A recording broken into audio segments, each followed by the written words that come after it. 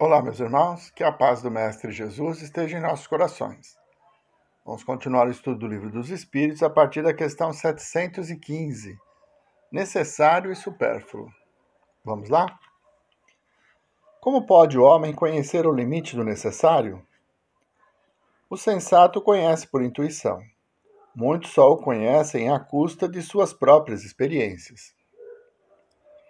Essa relação que nós temos entre supérfluo e necessário é muito relativa. Porque o que para um é essencial, para o outro é desnecessário. Por exemplo, nós temos uma corrida no desenvolvimento da tecnologia de celulares.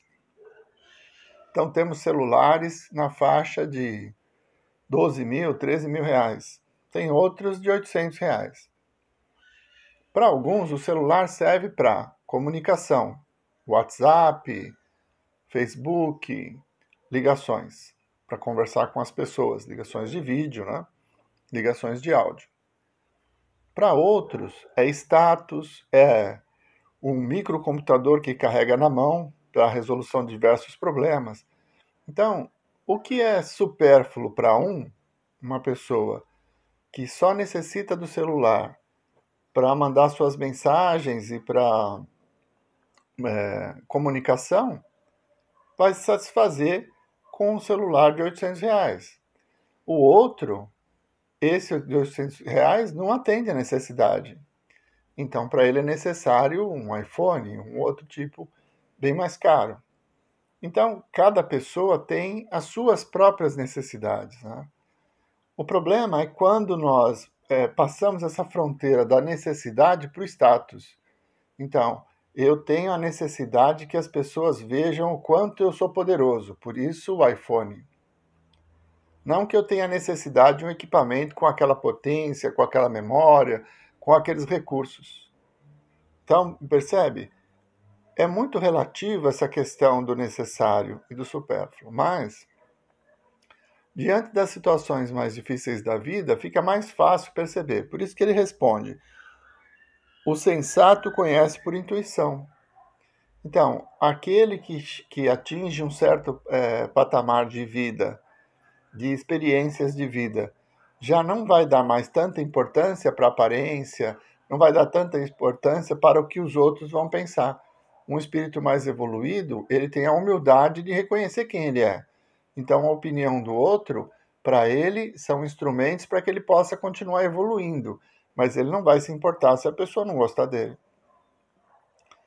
Entende? Então, conforme o grau evolutivo do espírito, uma coisa é essencial e conforme o grau evolutivo do espírito, essa mesma coisa é supérflua. Tá? Depende de cada um. 716. A natureza não traçou o limite das nossas necessidades por meio da própria organização que nos deu? Sim, mas o homem é insaciável. A natureza traçou o limite de suas necessidades por meio da própria organização que lhe deu, mas os vícios alteraram a sua constituição e criaram para ele necessidades que não são reais, que eu estava dizendo antes. O status nos leva a ter carro zero todo ano, a modelos mais modernos, porque é necessário que as pessoas vejam o meu sucesso. Então, o que para uns o veículo é só um instrumento para ele se locomover e que basta ter um certo conforto, ar-condicionado, direção hidráulica, que são coisas básicas hoje, né, necessárias em todos os veículos. Se tiver isso, não importa se ele é último tipo ou não. Então, os vícios levam a consumos e necessidades que não são reais. Então, a pessoa necessita ter um Mercedes. Por quê? Porque na carreira, todos os principais profissionais da sua área têm Mercedes. Então, ele tem que ter também para mostrar o seu valor. Será que é assim? Como eu disse antes, o espírito mais evoluído, ele tem a humildade de saber quem ele é. Não importa o que os outros estão vendo. O que importa é o que ele sente, o que ele oferece. E quando alguém emite uma opinião sobre ele, ele vai usar isso como instrução para melhorar ainda mais, ou descartar se for algo que ele não tem interesse. Então, essas relações que nós temos com as coisas, do necessário e do supérfluo, ela vai alterando de acordo com a evolução do espírito. Quanto mais evoluído, menor a importância das coisas materiais. 717. Que se deve pensar dos que se apropriam dos bens da terra para se proporcionarem o supérfluo, com prejuízo daqueles a quem falta o necessário? Desconhecem a lei de Deus e terão que responder pelas privações que houverem causado aos outros. O limite do necessário e do supérfluo nada tem de absoluto. A civilização criou necessidades que o selvagem desconhece, e os espíritos que ditaram esses preceitos não pretendem que o homem civilizado deva viver como selvagem. Tudo é relativo, cabendo à razão colocar cada coisa em seu devido lugar. A civilização desenvolve o senso moral e, ao mesmo tempo, o sentimento de caridade que leva os homens a se prestarem mútuo apoio. Os que vivem à custa das privações dos outros exploram os benefícios da civilização em proveito próprio. Desta tem apenas o verniz, como há muitas pessoas que da religião só tem a máscara. Então, se nós olharmos a nossa sociedade atualmente, nós vamos enxergar muito bem claro isso. Pessoas que, em detrimento de outras, têm uma vida abastada. Então, é aquele empresário que explora os seus funcionários, paga salários menores, não dá todos os direitos para que ele tenha um lucro maior. Isso é consciência. Cada um de nós recebe instrumentos para que possa evoluir. Quando o empresário recebe essa missão de construir algo positivo para melhorar a sociedade e gerar empregos para que as pessoas tenham uma vida mais digna, ele assumiu esse compromisso na espiritualidade antes de reencarnar. Se ele chega aqui e o egoísmo, a ambição, a ganância fazem com que ele desvirtue esse sentimento, essa missão em função dos próprios prazeres, é a lei de causa e efeito. Amanhã ele vai colher. Então, o mundo fornece alimentos para toda a população. A terra é pródiga, ela fornece e não há necessidade de haver fome. Só existe fome e pobreza por causa da ganância e do egoísmo dos homens. Tudo isso é um processo evolutivo. Hoje é rico, amanhã é pobre, reencarna numa situação diferente. Aprende as lamúrias, as dores, reencarna como rico e age diferente.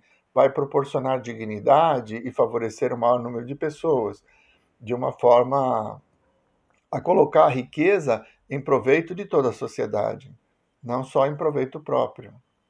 Todas essas relações elas vão nos oferecendo oportunidades de evolução. E por isso que o supérfluo e o necessário são situações muito relativas, depende muito do estágio evolutivo de cada um. Privações voluntárias, mortificações. 718. A lei de conservação obriga o homem a prover as necessidades do corpo? Sim. Sem força e sem saúde, o trabalho é impossível. O corpo é um presente que nós ganhamos de Deus. Ele é um instrumento para a nossa evolução. Consequentemente, temos que cuidar dele. Se nós não cuidamos do nosso carro, ele vai se deteriorando e dali um tempo ele para de funcionar e nós vamos ter que andar a pé. A mesma coisa com o corpo. Se nós não cuidarmos do nosso corpo, ele vai adoecer e vai expulsar-nos dele. Então o espírito fica a pé. Não tem um instrumento para a sua evolução. Isso é chamado suicídio inconsciente, né? Quando a pessoa tem uma vida desregrada e não cuida bem do corpo e acaba desencarnando de uma forma prematura. Está bem descrito isso no livro Nosso Lar, As Relações de André Luiz. Ele tinha uma vida desregrada, por isso contraiu uma doença que não estava no seu planejamento e acaba desencarnando cedo. Tudo isso traz consequências. Então, o corpo é nosso instrumento e ele deve ser bem cuidado. 719. O homem deve ser censurado por procurar o bem-estar? O bem-estar é um desejo natural. Deus só proíbe o abuso, por ser contrário à conservação. Ele não condena a procura pelo bem-estar, desde que não seja conseguido à custa de outras pessoas, nem venha diminuir as vossas forças físicas e morais. Então, o que é bem-estar? Um corpo saudável, bem alimentado, uma moradia que te protege das intempéries da natureza, isso é bem-estar. Pode ser no campo, uma casinha de tábua, onde a pessoa com zelo cuida de si mesmo e procura prover alimentos naturais, né, dentro da sua condição de plantio, e isso é prover o bem-estar. Aquele que é abastado tem planos de saúde, tem acesso à medicina, também é uma forma de prover. Então, o homem não vai ser censurado por buscar viver bem, por buscar o bem-estar, como está descrito aqui. Aliás, se nós não nos preocupássemos em ter uma qualidade de vida, moraríamos ainda na caverna, né? Por que teríamos saído de lá? Nós só saímos de lá porque queríamos algo melhor. Então, a busca do bem-estar é algo positivo. Os abusos é que são necessários. Quando, para que eu seja feliz, eu preciso prejudicar outras pessoas, eu tenho que explorar outras pessoas, aí eu estou assumindo compromissos que vão me trazer consequências futuras. 720. As privações voluntárias que visam uma expiação igualmente voluntária têm algum mérito aos olhos de Deus? Fazei o bem aos outros e mais mérito tereis. Então eu vou martirizar o meu corpo, né? Usar o silício. Antigamente a igreja tinha esses instrumentos de tortura que era para purificar o pecador. Então ele estava com a consciência pesada, ele pegava o silício, que é um cinto com os grampos voltados para dentro, e prendia o membro. Então, a hora que você afivelava aquele cinto e puxava, as garras entravam na carne, provocando dor e ferimentos. Então, ele acreditava que com esse sofrimento físico, ele estaria se redimindo dos pecados. A resposta que os espíritos nos dão, ela vem e descarta completamente esse tipo de martírio, de sacrifícios. Né? Fazei o bem aos outros e mais mérito tereis. Então, a nossa grande vitória, a nossa grande luta está em relação a vencer a nós mesmos, em compartilhar a nossa vida, em oferecer ao próximo algo melhor de nós, né? Dai ao próximo aquilo que você gostaria de receber. Então, esse esforço é que é meritório. É esse vencer a nós mesmos, vencer as paixões, mais do que o sacrifício do corpo. Eu vou ficar em jejum 1 ano para poder honrar a Deus. Beleza, vai ficar doente. Teu corpo vai morrer. E isso vai agradar a Deus? É um sacrifício, mas é uma destruição voluntária do próprio corpo. Então, Deus não vai se agradar com isso. Mas se você for caridoso, amoroso com o próximo, se você dedicar a vida em benefício do vosso semelhante, aí sim. Aí você vai estar agradando a Deus, sem ter que destruir o próprio corpo. Né? 720A. Haverá privações voluntárias que sejam meritórias? Sim. A privação dos prazeres inúteis, porque libera o homem da matéria e eleva sua alma. Meritório é resistir à tentação que induz aos excessos ou ao gozo das coisas inúteis. É o homem tirar do que lhe é necessário para dar aos que não têm o suficiente. Se a privação não passar de vão simulacro, será um escárnio. Então, os sacrifícios que fazemos em benefício do nosso semelhante estão diretamente relacionados com a lei de amor. Então, tudo aquilo que é um sacrifício que nós fazemos para beneficiar alguém, então eu abro mão de metade do meu pão, apesar de estar com muita fome, para saciar um pouco da fome daquele que está ao meu lado, isso é meritório. Eu estou sacrificando meu corpo? Estou, porque eu não vou saciar minha fome. Mas quando eu uso do amor ao próximo, aí eu estou fazendo algo positivo. Existem méritos. em vencer o egoísmo e compartilhar a vida. Então vamos caminhando nesse sentido, nós vamos percebendo que quanto mais próximos da lei de amor, das leis de Deus, da lei do trabalho, nós vamos nos tornando pessoas mais felizes. E isso representa a evolução do espírito. Então, abrir mão ou prejudicar o nosso corpo apenas como simulacro, né, como ele coloca, para que os outros vejam, não tem sentido nenhum. Tá? Olha como eu me sacrifico, né? Estou carregando uma cruz por dezenas de quilômetros para mostrar minha fé. Que bem isso trouxe? Além de destruir o próprio corpo com dores, grandes dores, né? Situações que vai destruindo o corpo, musculatura, o que isso pode trazer de benefício? Como nós vamos agradar a Deus destruindo o nosso corpo? Ah, mas estou fazendo um sacrifício pela fé.